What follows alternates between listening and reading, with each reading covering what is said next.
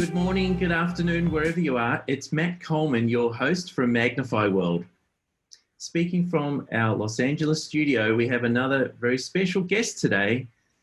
Again, a local Santa Monica lady called Catherine Henry. How are you, Catherine? I'm wonderful, Matt. Thank you so much for having me on today. So you're an XR consultant, an expert in the field, which includes virtual reality and augmented reality, among other emerging technologies. Look, great to have you on the show today. Why don't you start by giving us a little bit of more background on yourself and how you got into XR, and understand you had an investment background, so we'd really like to hear about that. Yeah, it seems like a really strange trajectory, but to be honest, after 15 years in investment banking, working specifically as a tech specialist for large institutional investors, I advised investors around the world, from pension funds and private equity investors, about some of the bigger mega trends that were happening and the technologies that were being used to address those issues. And it's an absolute passion of mine, because I'm looking at, not only where we are today, but where we are in 5 years and 10 years, and how that affects the entire sort of 360 view of business. So I specialize now since 2015, I started Palpable Media in 2016. After studying immersive and interactive media at the New York Film Academy, I've even made my own VR film. And so I'm really, really passionate about how emerging technologies are really coming together to innovate the way we work, create, collaborate, and communicate in this fourth stage of the internet. Yeah, now obviously with COVID-19, we were talking earlier around the halt in production for film and TV. Tell us a little bit more about what we were talking about the 3D new world, about how people really how serious should brands and corporates be taking this? This is a super exciting topic for me.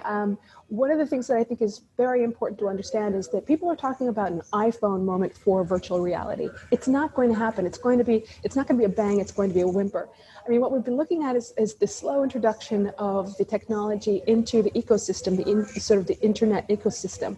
But what's really different about 2020 is the fact that we are having to spend so much of our time isolated, online, communicating, collaborating, doing everything we would normally do in the real 3D world, but having to do it online, and realizing that the tools and strategies that we've been using just aren't adequate. They're not really standing up. A Zoom meeting is a mess for the most time, and that's even when people don't come on and start flashing themselves and doing crazy things.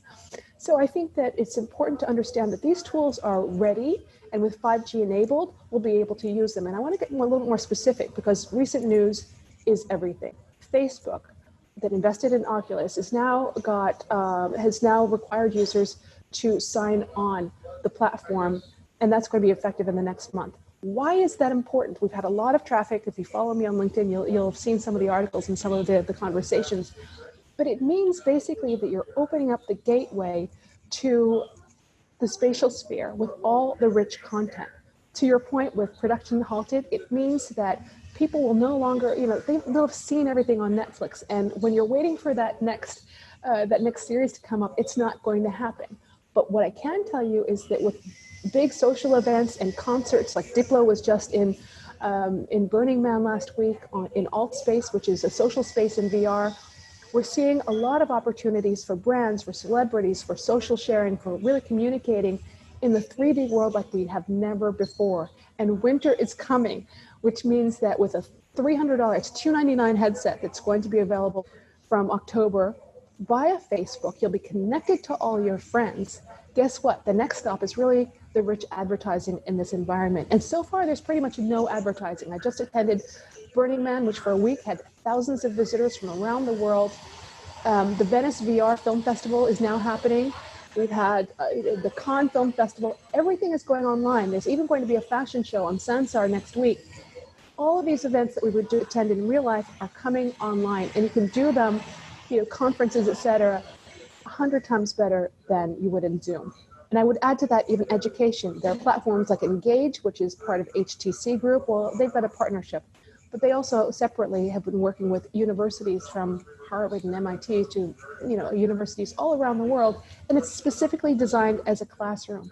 And it is 100 times more engaging because you can work together to co-create. You can write on whiteboards. You can move around blocks. And it really engages all of your senses as if you're there in a playpen with all of your friends. So it's very different and it's super exciting. I know one of the other pending releases, which is in beta on Facebook, is the Horizon platform. Yeah. That collaboration tool. You were one of those ones you were referring to, I assume. Well, the Horizon platform is separate from the Oculus because the Oculus ecosystem allows you to access lots of entertainment and social spaces. So I can go see a virtual reality film, I can see an animated film, I can play a game, I can go and hang out at a concert or even a comedy club on a Friday night. The difference with the Horizon platform is it's purely a social platform like VR chat or, to some extent, even Animal Crossing, right? But the difference is that they want to have an ecosystem where I can have an Adidas store and I can go and see the latest clothing in there. And by the way, digital retail is huge. Somebody just bought a $9,000 outfit on Instagram that only exists in digital form.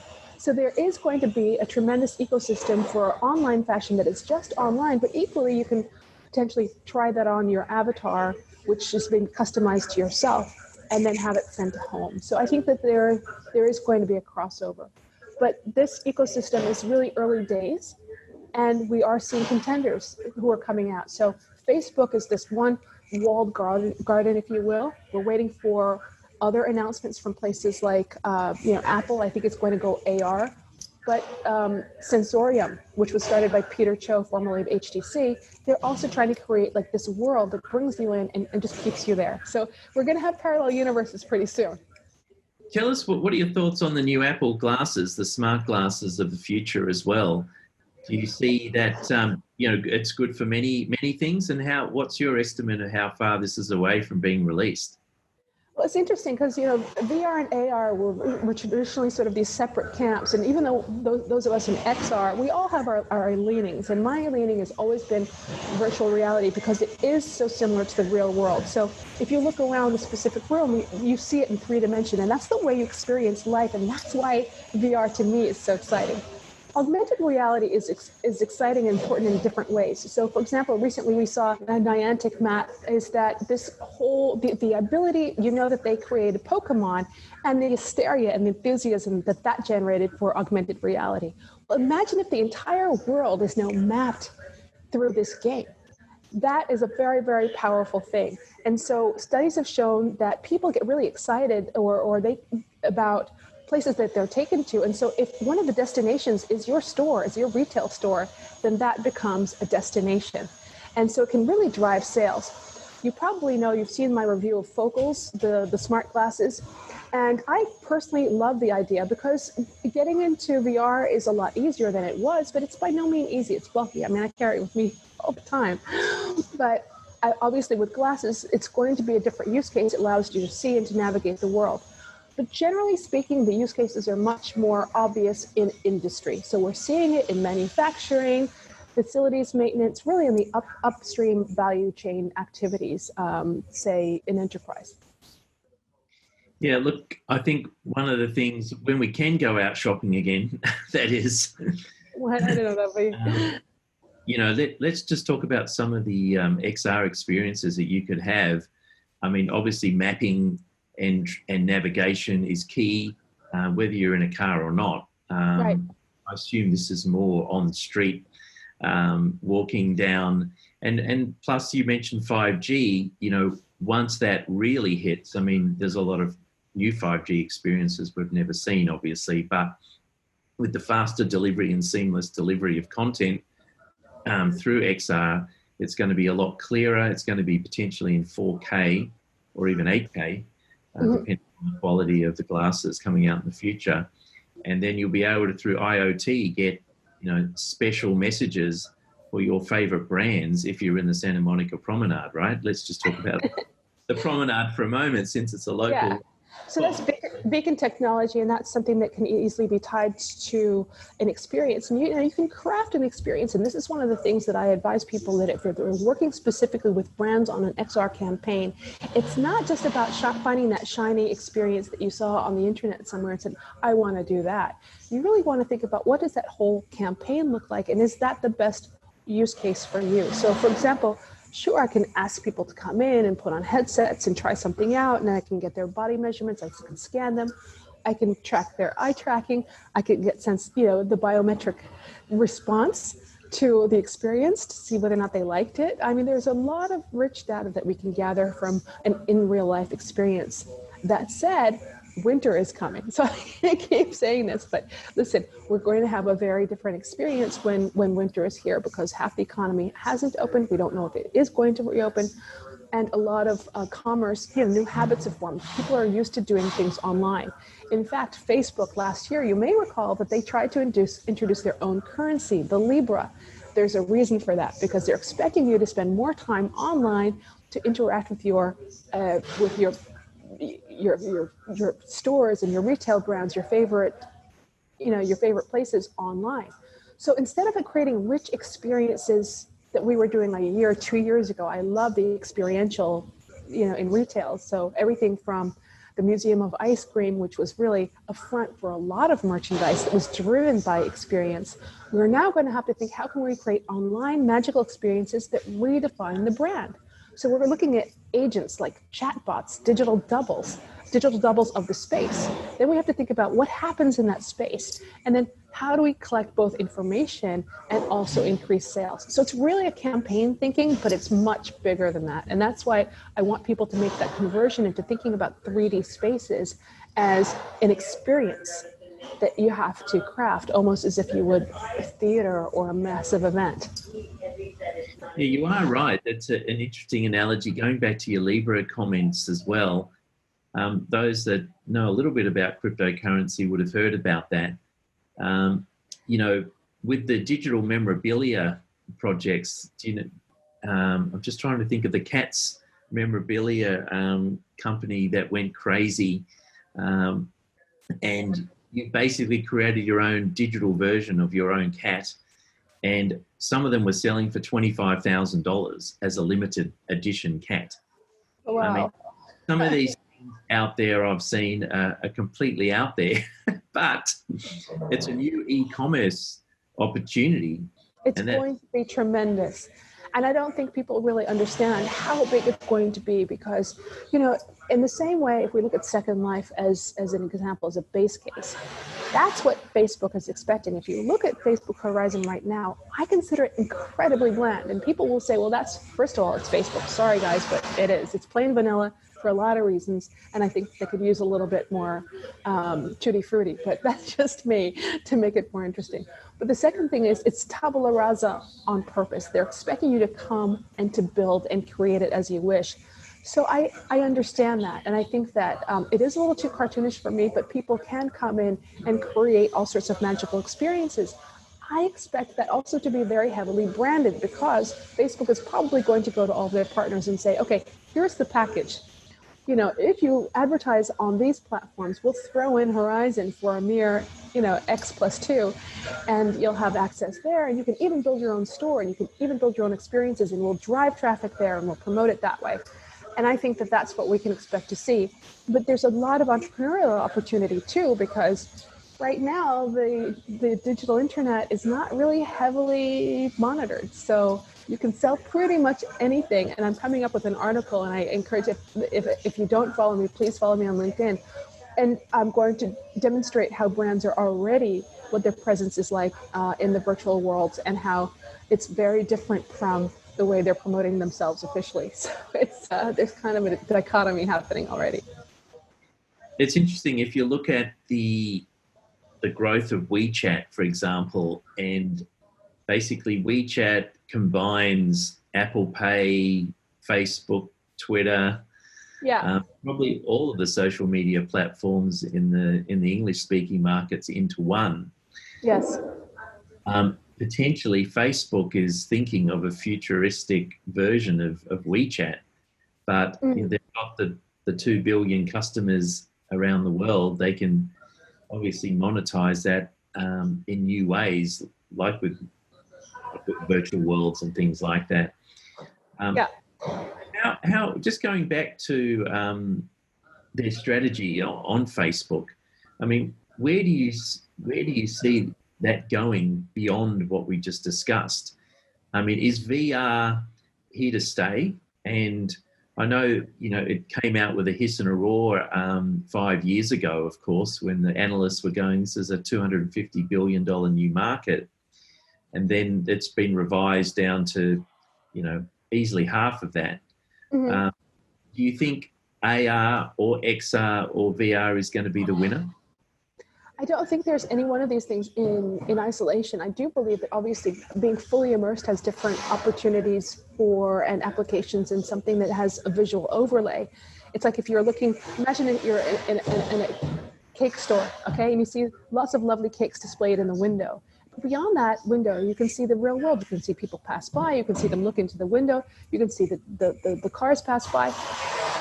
We're going to need that, especially in manufacturing. When I'm applying a drill to a handle to a door on the assembly line, I need to know exactly where I need to drill. But the AR is helping me. It's an aid. It's not taking me away from the real environment. It's helping me be more precise in the way that I do things and I navigate around my world. So again, I do see the applications for industry first, but obviously if I'm in a new street and I'm like, hey, where's the nearest Starbucks or whatever, it's going to say forward and to your left. It's going to be much better than looking at your phone. So I think that interface is going to be great. VR, on the other hand, it is here to stay because, listen, we've got a sort of a confluence of really, really important, exciting opportunities. And, we forgot about conferences and meetings. The fact that now you don't have to travel great distances to physically be present. I mean, I was in Black Rock City, in the middle of the desert, and I was in Venice at the same time. And I never left Santa Monica, which is pretty great. So I think that the opportunity to do all of these things and attend all of these conferences and events was a really, really rich opportunity. And as we've talked offline about this before, I ran into two separate groups. One was in meeting in New York, and one was an AWE meeting in San Francisco with like Charlie Fink and Tom Emmerich. And it was like, oh, hi guys. And each place I just turned up and I thought, wow, I know half the room. And isn't this exciting? Because I'm able to meet with my colleagues and get things done and talk about projects without having to leave. And I think once you experience that, that's why I just put on my headset and I accidentally ran into these people, because people are forming new patterns. And with 5G, the realism, the sense of presence is unlike anything else. And the Quest is the leader in this space. So I really think that Facebook is the one to watch. But it doesn't mean that they can't be disrupted further on. The threat is really the walled garden and having to replicate your space as a brand across multiple properties, because none of these are connected. And so I wonder, how are you going to navigate this space? Is there going to be a big overarching Google portal that'll take you from one place to the next? I don't know. But if we're looking just at the ecosystem of, say, a Facebook with the Quest and the high resolution, I think it's going to draw different patterns, different relationships. And I will say this, that Zoom is a lot like TV, but TV is going to be a lot more like 3D, where you have lots of rich storylines. You can follow people around and you can spend more time in there. And I do believe that meeting people, seeing you face to face is one thing, but being able to walk with you, Matt, in a new city and explore, say, hey, let's go to Paris. I want to show you my favorite cafe. And we have a day in Paris. I think that would be very different. And I think that the more time we spend indoors, and unfortunately I think we will, because a lot of companies won't be taking on the office retail space, then I think that these new patterns will form. And it's not detracting from one's life. In many ways, it enriches it because it allows me to operate and live wherever I want. So that's a trade-off I think a lot of people will be happy to take on. Well, that's excellent. Thanks for that. Tell us also about, should these Fortune 500 companies or even, brands at any form create their own innovation hub now? I mean, look, there are a lot of businesses outside of, health has been completely disrupted, obviously, with education. But on the other side, streaming video is on the increase, and a number of other, areas. The production side of that is obviously disrupted. But where would you start with an innovation hub if you're a brand? And I know that's across different sectors of the market, and it's a very broad question. But would you look at these emerging technologies like AI, blockchain, and even robotics to some extent, depending on the customer? I mean, where do you start with the process of setting up an innovation hub within your business? Okay, I think you're on to something really important, and I do talk about, we are an XR consultancy that looks both enterprise, entertainment, advertising, so it's a cross section. But then we also look at it from across the value chain of a business activity. So it can be upstream activities with manufacturing, processing, distribution, all of those things, to downstream activities that are related more to the client and the end user. So what we talk about when we talk about formulating a virtualization strategy, what we mean is understanding the different touch points along the entire value chain in which you have interactions that you want to eliminate. We're going to need to automate a lot of our processes, automate the way that we even interact with our clients all along the value chain. And they can be service providers as well. So how do I do that? Is it, so we are looking at everything from drones, drone monitoring, augmented reality facilities, and manufacturing maintenance. So different panels, and there are a number of companies that solve those issues. To your point, with healthcare and education, we are seeing a tremendous influence of communications. But those things can also be ameliorated through virtual reality, because we have the possibility through having gloves and haptics and even body scanning capabilities. All of those things can be solved either with a mobile phone or with a headset. So there are a number of different technologies that are solving today's problems of what I call the contact-free economy, right? Unlinking that need to have constant communication physically with clients and service providers, and even having assembly done with physical people. So I think that's unwinding those things is going to be difficult, and you need objective people to say, wait, why are we doing it this way? And to say, actually, there are 4 different companies that do this. Let's do a beauty pageant. 2 of them are probably most appropriate and have experience in this industry. Let's talk to them.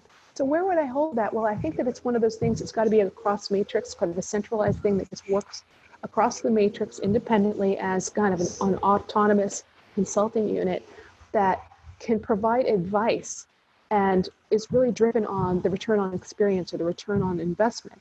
And I would probably have those things separately, because the return on experience for a client, like the end user or customer, is going to be very different from the automation, where it's really a cost-saving activity. So, those different, identifying the different drivers and then the different tools that can solve those.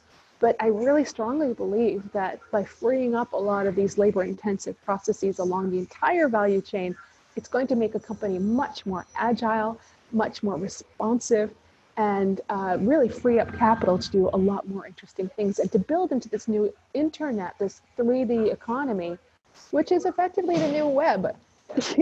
People used to think they didn't need a website. Then they said, do we really need an app? Well, yeah, you're going to need a 3D space. And mark my words, it's happening. It's not 5 years from now. It's by next year. So also tell us more about the Tech XR Creatives group that you've got in New York. There's about 2,000 people that are part of this East Coast community, even though now you're on the West Coast. What do they do, and can they assist people with the creation of new products and innovation? Yeah, well, I'm part of the XR Creatives and also part of a group called Zero event in Europe. And so we've got this enormous network that's now international, because many of the people from the Zero event, the creatives that I work with in Europe, are part of the XR Creatives. I'm also generating some interest here in Los Angeles. So whenever I meet people who are interested in XR, from animators, developers, VR filmmakers, people who are just passionate about theater and 3D and art. So we've talked about a lot about, we had physical meetings where we would create panels on, say, a monthly basis. And we were even thinking about having a show and tell in a physical VR location. That, unfortunately, is no longer possible. But what I'm trying to create is a community where people can share their work online.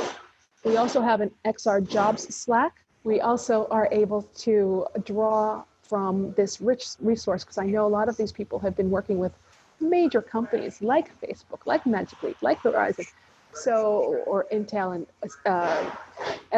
SAP. So there are a number of different really tremendous talents. And we work with the R Lab in New York for the XR Jobs Slack. So if you're looking for talent, absolutely. But equally, companies like mine, Palpable Media, we can help identify the right solution for the people. Because I think don't look for the people first, make sure the solution is the right thing for your business. And then if you've got the right people advising you, certainly they should have a broad network to choose from. But if you're just curious about what's happening in the XR space, please definitely join us. It's called the XR Creatives. It's technically a meetup. And I also announce things like different journeys that we take in spatial land. So we're looking at different spaces on the internet and events that we think are really important and that are really breaking new ground as we build this new 3D internet, the spatial spheres, I call it.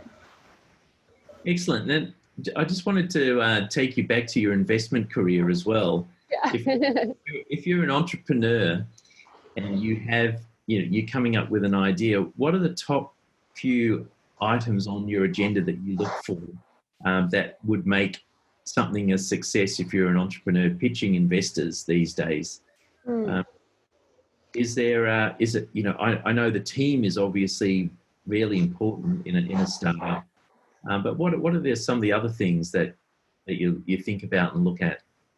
Well, it's interesting because pedigree absolutely is something that a lot of people look at, but equally I think that it's important as we look at to diversify and we want to open up the doors to new sources. I think that it's a great time for people who come from non-traditional backgrounds to apply for new work. So don't let the pedigree stop you if you have a unique idea. Obviously, you want to do your homework and you want to test your case against other people. But what's interesting, Matt, is that recently we saw the acquisition of Spatial by Apple, and it's a VR meeting space. And these guys started off as something completely different. They started off as, I forget what, but it was like an educational space, and then they realized this can just be a meeting space. And guess what? 6 months later, they got bought out by Apple with a really nice valuation. So, I mean, what I'm seeing, though, when I go to a lot of dev meetups, people say, I have an app and it does this. And I'll say to them, can it do this? Can it do this? Can it do this? And they haven't quite really thought out of the box. So just because you've created something that does something unique doesn't mean that you don't have 4 other use cases in there. So test it out with other people and ask them what they think, what they think it can be used for. Take some consensus. And then, of course, do a lot of homework. I think, for example, the other day, I just met with a mocap studio, Rising Star. They're doing an amazing new piece for augmented reality. So TikTok has taken off. Everybody knows you upload some already generated content and you can interact with it. Well, they saw a piece by Jason Derulo where he created a mini-me, and they did it by traditional 2D means. Well, what they do is they take a motion cap scan of a person, of a celebrity, and then you can do the dance with the celebrity, but in mocap, and you can put them pretty much anywhere in your environment. Well, how cool is that? So, that's an idea where they had a tremendous capability and they retrofitted it to an existing trend. And I think, their new app is tremendous. In fact, I'm going to create my own. I'm trying to figure out what my dance is going to be. I don't know if I'm going to be as viral as someone like Jason Derulo or Rihanna, but, you got to try. So I think that there are a lot of opportunities to create new work. I mean, it's really in the same day that .coms, you had to create a new .com, and that was brand new, or create an app. We're now at that stage where there's a whole new universe of possibilities out there. So it's a really great time to be a developer and an entrepreneur. Hey, Catherine, look, it's been excellent talking to you today, and you've got a lot of thought leadership, interesting conversations going in all facets of the industry. So I really appreciate your time and effort. We got through without limited noise as well, which is fantastic. So hopefully it was good for you. Yeah, the one day they decide to do construction on my building, what can I say? But delighted to be as always. Give yourself a shout out with your where the viewers can find you online. Absolutely. Well, I mean, I post a lot of my articles on LinkedIn, so please join me on LinkedIn. It's Catherine D. Henry, so it's not to get lost with the others. And across social media, I am CD Henry_XR. So if you see me in Altspace or VRChat, or if you see me on Twitter, CD Henry_XR, I'm going to be posting a lot of articles over the next couple of weeks that are really highlighting what's happening now and what's super important about this moment, because things are happening very, very quickly. And this time next year, Matt, when we have our next conversation, I can't wait to follow up and talk about how far we've come. So thank you for having me on this. I really have enjoyed this. Excellent. Thanks for your time, Catherine, and we'll have a great afternoon. Thank you so much. And same to you, Matt. Bye-bye.